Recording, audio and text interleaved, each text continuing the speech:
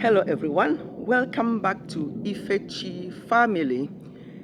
Today, straight to the point, we are talking about knife culture, knife crime here in the UK. You know, we don't hear a lot about gun. Over here, it's always knife or other sharp objects, and the people concerned most of the time are teenagers. I'll come to that. But before then, when you hear UK, we are talking about England, Scotland, Wales, and Northern Ireland. These are all combined to form United Kingdom. And I was checking because if somebody actually brought this to my attention, if I can share this on my channel about knife crime, because they know somebody whose relative was actually involved, and unfortunately they passed away because of stabbing. Also, a couple of years ago or 3 years ago, I know somebody whose son also passed away because they were stabbed. We hear this all the time. It's only when it comes home to somebody that you know that you think, oh wow. We hear this all the time. Young people are passing away because of knife culture. And most of the people that are involved in knife crime are gang members. They belong to gangs. Before I talk to us about lecturing our children regarding knives and gang, let me share the statistics. 2022-2023, there were 244 homicides involving a knife or other sharp instruments in England and Wales, compared to 282 in the previous year. So the previous year it was actually higher, but between 2022-23 it was 244. That's high. You know, even if it's only 1 or 2 or 3 or 10, that's high. That's somebody's young life. That's a family or families, you know, losing their young ones for what? So we have to be very, very careful and educate our young people. I thought knife crime is higher in London than any other part of England where I live. But actually, when I looked at the statistics, West Midlands Police, the West Midlands, their police area has the highest rate of knife crime offenses, and the lowest is actually North Yorkshire. So North Yorkshire has lower than the rest of England. From what I looked at, I'm like, oh, because when we hear knife crime, it's always, oh, it's London, London, London. But actually, West Midlands Police reported more than other areas. And 50% of knife crime occurs here in the UK than in US. US, you know, gun culture is more in the US, because here, the reason why there's not a lot of gun crimes is because guns are very licensed. Even the police officers here in the UK, here in England, let me talk about England, because I think that Northern Ireland, their police officers carry guns as a norm. But here in England, normal police officers do not carry guns. You have to be a licensed police officer. They are called AFOs, and I wrote it down. Authorized firearms officer, AFOs. They are the only ones that are allowed to carry guns. So when the normal police officers come to a crime, or when there's something happening and they need firearm officers, they have to be called.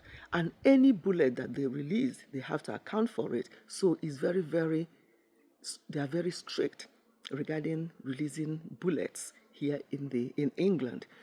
So that's why gun culture or gun crime are very, very low or nil, basically.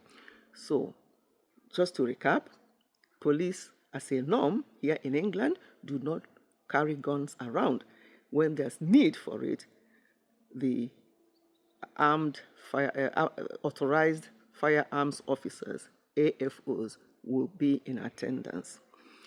Now, most of the crime relating to knives are mainly gang related. And people who are in the gang are mainly teenagers. And they start from primary school sometimes to groom them. And then when they are in gang, they think that they don't even, sometimes these children don't even fully understand what they are carrying around. That is a deadly weapon that they are carrying around. They don't even understand that. A lady said that one day she was just looking for something in her son, 11-year-old son's bag, and she found one of her kitchen knives, the small ones, and she screamed and asked him, "What is this?" He said, "Oh, yeah, I just thought I would take it with me in case, because some of my friends are carrying it around in case anybody wants to attack me, so I can use it on them." Oh my God. And his mom was very, very shocked and have to sit him down and give him a lecture that this is not just, it's not like carrying a stick. This can just mean that somebody will lose their life. And if it happens, you are going to spend the rest of your life inside prison. Is that what you want? He said no. And he was surprised. You see, some of these children who are doing this, some of them don't even know the implication of what they are doing. They don't even know how deadly these weapons can be. So please, if you have children from younger age, from primary school age, start teaching them that they should not join gang. When they start behaving in a way, so make sure that you sit them down, give them lecture, tell them the implications of carrying this kind of thing. And if they are behaving in a way, because one of them said that she noticed that her son, her teenage son, started behaving inappropriately, very anxious, very jumpy, and all the rest of it. She has to, because she was observant. If she was one of those mothers that are always on the go, always going to work, they don't even check, they don't know what's going on with their children, she may not have noticed the changes in her teenage son. And she said, "Son, you are being so agitated and jumpy, and is anything wrong?" She has to ask and ask, because boys are yes and no type of people, most of them anyway. They will not explain to you unless you dig deeper and deeper. Then some of them will open up. So she now went on to ask her son, and he opened up that people were pressurizing him to join in the gang, and that if he doesn't join, they're going to do this and that to him. So because of that, he's passing sleepless nights. He doesn't want to join because he knew that it wasn't the right thing to do. So thank God that this boy's mom insisted and asked questions. The father was involved as well, and they both sat him down, spoke to him, and then went and told the school what was going on so that they can also keep an eye. And that actually helped, because the people who were asking him to join were reprimanded, although sometimes people are afraid that if you report them, they will now wait for you somewhere else and stuff like that. But let us not be afraid in that way and not to report things like that or be forced to join. Let our children not be that afraid. Let them open up to you. Let them talk.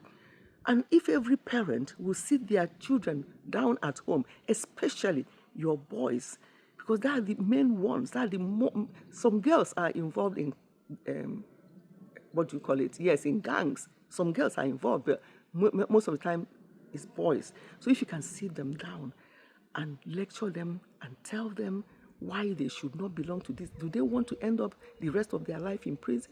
And not just that, the fact that they have taken somebody's life will haunt them for the rest of their lives. So let us start at home. Let us start early. Don't think that the child is too young to understand. Even a 5-year-old, even a 3-year-old, they will understand. Use the language they will understand, and tell them that this is not right. So that when they go out there, even when people try to lure them into things like that, they will be able to say no to that and stand by what they say. Oh, sorry, it's coming out now that I'm concluding this video. Thank you so much, everyone. Please share this video with all parents with young children, because they need to see this video and they need to be able to speak to their children, their teenage children in particular, but they have to start early to lecture their children. We don't want to be hearing about young people passing away due to gun crime. It is really worrying, and you don't know who you might be next. So let us do our own bits in every family, and hopefully this will keep going lower instead of going higher. Thank you so much for listening. Goodbye and God bless.